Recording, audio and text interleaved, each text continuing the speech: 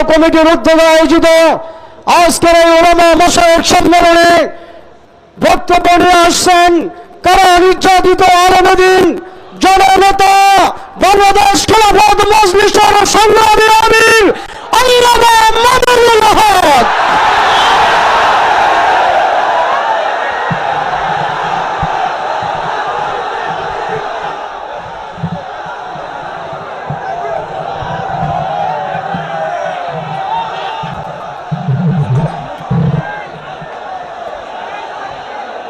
السلام عليكم ورحمة الله. الحمد لله رب العالمين والصلاة والسلام على سيد الأنبياء والمرسلين وعلى آله وأصحابه ومن تبعهم ودعا بدعوتهم إلى يوم الدين. أما بعد، أعوذ بالله من الشيطان الرجيم. بسم الله الرحمن الرحيم. ويا أهل الكتاب تعالوا إلى كلمة سواء بيننا وبينكم ألا نعبد إلا الله ولا نشرك به شيئا ولا يتخذ بعضنا بعضا أربابا من دون الله. صدق الله العظيم. ইসলামী আন্দোলন বাংলাদেশের উদ্যোগে আয়োজিত চরমনাই দরবারে অনুষ্ঠিত আজকের এই ঐতিহাসিক ওলামা মাশায়েখ সম্মেলনে উপস্থিত ইসলামী আন্দোলন বাংলাদেশের মোহতারাম আমির পীর সাহেব চরমনাই সৈয়দ রেজাউল করিম হাফিজাহুল্লাহ, অন্যান্য শীর্ষ ওলামায়ে কেরাম এবং সমবেত ওলামা মাশায়েখ ও আমার প্রাণপ্রিয় ধর্মপ্রাণ মুসলমান ভাই ও বন্ধুগণ, সংক্ষিপ্ত পরিসরে কয়েকটি কথা। আজকের বাংলাদেশের বিশেষত জাতীয় রাজনৈতিক প্রেক্ষাপটে ওলামায়ে কেরামের সামনে এক ঐতিহাসিক সুযোগ এসেছে এবং সুযোগ আসার কারণে তাদের কাঁধে ঐতিহাসিক জিম্মাদারি এবং দায়িত্ব বর্তেছে। আমরা যদি আজকের এই প্রেক্ষাপটে আমাদের দায়িত্ব পালনে ব্যর্থ হই, ইতিহাস আমাদেরকে ক্ষমা করবে না। এই জন্য যাদের কাঁধে দায়িত্বের বোঝা, আমরা শুধুমাত্র এক একজন ব্যক্তি নই। যেমন ইতিপূর্বে অনেক ভাই বলেছেন, হযরত শাইখুল হাদিস আল্লামা আজিজুল হক রাহমাতুল্লাহ আলাইহির দায়িত্বের জোয়াল এখন আমার কাঁধে। হযরত পীর সাহেব মরহুম সৈয়দ ফজলুল করিম রাহমাতুল্লাহ আলাইহির দায়িত্বের বোঝা আমাদের বর্তমান হযরত পীর সাহেবের উপর। মুফতি ফজলুল হক আমিনী রাহমাতুল্লাহ আলাইহি সহ আকাবিরদের দায়িত্বের বোঝা আমাদের ভাই মাওলানা মুফতি সাখাওয়াত হোসেন রাজির কাঁধে। এমনি ভাবে আমরা বর্তমান প্রজন্ম আমাদের পূর্বসূরীদের রেখে যাওয়া একটি সুন্দর প্ল্যাটফর্মের উপর আজকে আমরা দাঁড়িয়ে আল্লাহর দ্বীনের কাজ করার সুযোগ পেয়েছি। কাজে এই জায়গা থেকে আজকের এই জাতিকে যদি আমরা নেতৃত্ব দিতে, যথাযথ দিক নির্দেশনা দিতে যদি আমরা ব্যর্থ হই, তাহলে আমাদেরকে অনেক বড় মাসুল গুনতে হবে দুনিয়াতেও এবং আখিরাতেও।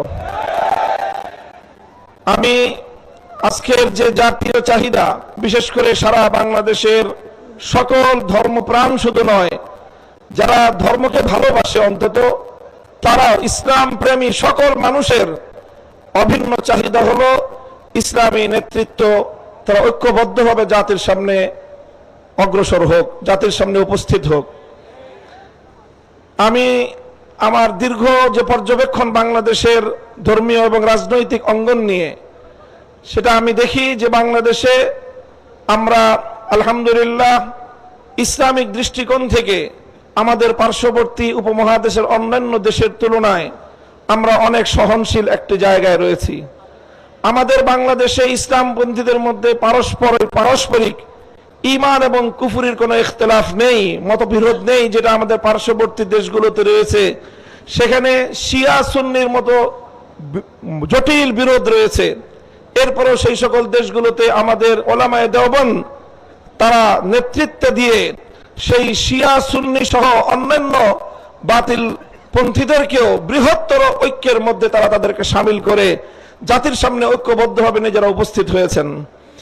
তা আমি মনে করি বাংলাদেশে এখন ইসলামিক অঙ্গনে চারটি পক্ষ রয়েছে, যাদের মধ্যে আমাদের মধ্যে বিভিন্ন শাখাগত ফিকহি মাসআলাগত এবং বিভিন্ন আকীদার খুঁটিনাটি বিষয়ে ঈমান এবং তাওহীদ এবং রিসালাত আখিরাত ছাড়া আকীদাগত অন্যান্য কিছু বিষয়েও আমাদের মধ্যে মতপার্থক্য রয়েছে। তবে আমরা সকলে একটি কথায় একমত, সেটি হলো আল্লাহর জমিনে আমরা ইসলামী হুকুমত কায়েম করতে চাই। এই এক কথার ভিত্তিতে এটাই হোক আমাদের আগামী দিনের রাজনৈতিক ঐক্যের বুনিয়াদ। যারা যারা আল্লাহর জমিনে কোরআনী শাসন কায়েম করতে চায় তারা আমরা আগামী দিনে একটি ব্যালট বাক্স নিয়ে জাতির সামনে আমরা এক মঞ্চে হাজির হব। আমি মনে করি বাংলাদেশে অনেকগুলো ইসলামিক মহল থাকলেও বাংলাদেশে ধর্মীয় এবং ইসলামী সেক্টরের কিয়াদত উলামায়ে দেওবন্দের হাতে। এটার মধ্যে কোনো ধরনের দ্বিমত অথবা কোনো সংশয়ের কোনো অবকাশ নেই। বাংলাদেশে যদি 4 লক্ষ মসজিদ থাকে, 3.5 লক্ষ মসজিদের ইমামতের এবং মেম্বারের দায়িত্ব উলামায়ে দেওবন্দের হাতে। কাজেই ধর্মীয় সকল অঙ্গনগুলোকে ঐক্যবদ্ধ করার ঐতিহাসিক দায়িত্ব উলামায়ে দেওবন্দের কাঁধে। আর এ কথা অস্বীকার করার কোনো উপায় নেই। দেওবন্দি উলামায়ে কেরামের সাথে সংশ্লিষ্ট যতগুলো রাজনৈতিক সংগঠন রয়েছে তার মধ্যে সর্ববৃহৎ রাজনৈতিক সংগঠন ইসলামী আন্দোলন বাংলাদেশ। কাজেই সেই জায়গা থেকে ইসলামী আন্দোলন বাংলাদেশের দায়িত্ব সবচেয়ে বেশি। আলহামদুলিল্লাহ, আমি সাক্ষী দিচ্ছি লাখো জনতার এই মজমায় আমরা হযরত পীর সাহেব চরমনায় সৈয়দ রেজাউল করিম সাহেব হাফিজাহুল্লাহর মধ্যে সেই উদারতা এবং সেই আন্তরিকতা আমি প্রত্যক্ষ করেছি, আমি সাক্ষী দিচ্ছি। এজন্য আমরা আশাবাদী আগামী দিনে ইনশাআল্লাহ আমাদের ঐক্য প্রতিষ্ঠিত হবে। এই জন্য আমাদের যেই কথা আমরা একমত সেটা হলো, আগে আমাদের উলামায়ে দেওবন্দের নেতৃত্বে যে সকল রাজনৈতিক সংগঠনগুলো পরিচালিত হচ্ছে আমরা আমাদের মধ্যে আমাদের ঐক্যকে আরো সংহত এবং মজবুত করব। ইতিমধ্যে আমির হেফাজত আল্লামা শাহ মুহিবুল্লাহ বাবুনগরী হাফিজাহুল্লাহর পক্ষ থেকেও আমাদেরকে সকল সংগঠনকে দাওয়াত দেওয়া হয়েছে।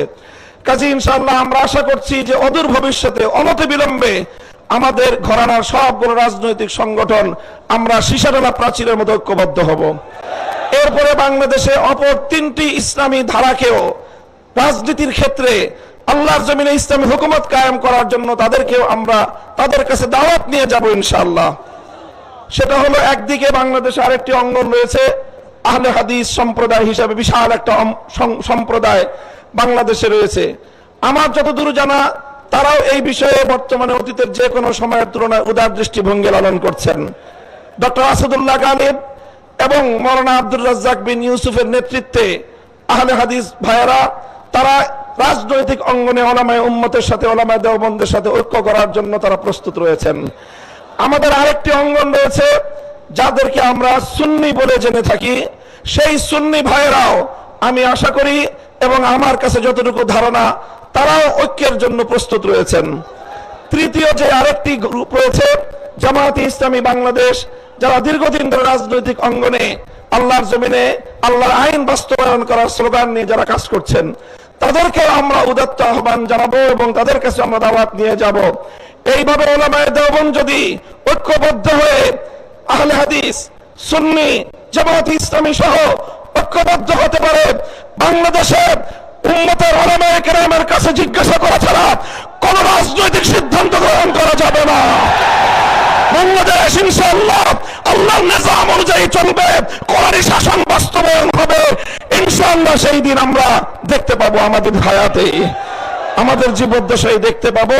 আমি আশা করি আগামী নির্বাচন হবে আমাদের জন্য সেই ধরনের বৃহত্তর একটি ঐক্য জাতিকে উপহার দেওয়ার মোক্ষম সময়। আমি আপনাদের সকলের কাছে দোয়া চাই যে এভাবে যেন আমরা আমাদের ভূমিকাগুলো পালন করে যেতে পারি। বাংলাদেশ খেলাফত মজলিসের পক্ষ থেকে আমি আজকের এই ভর মজলিসে এই ধরনের কার্যক্রম পরিচালনায় আমাদের শতভাগ উদারতার এবং আন্তরিকতাপূর্ণ ভূমিকা পালন করার প্রতিশ্রুতি দিয়ে যাচ্ছি ইনশাআল্লাহ। নাসরুম মিনাল্লাহি ওয়া ফাতহুন করিম। আসসালামু আলাইকুম ওয়া রাহমাতুল্লাহ।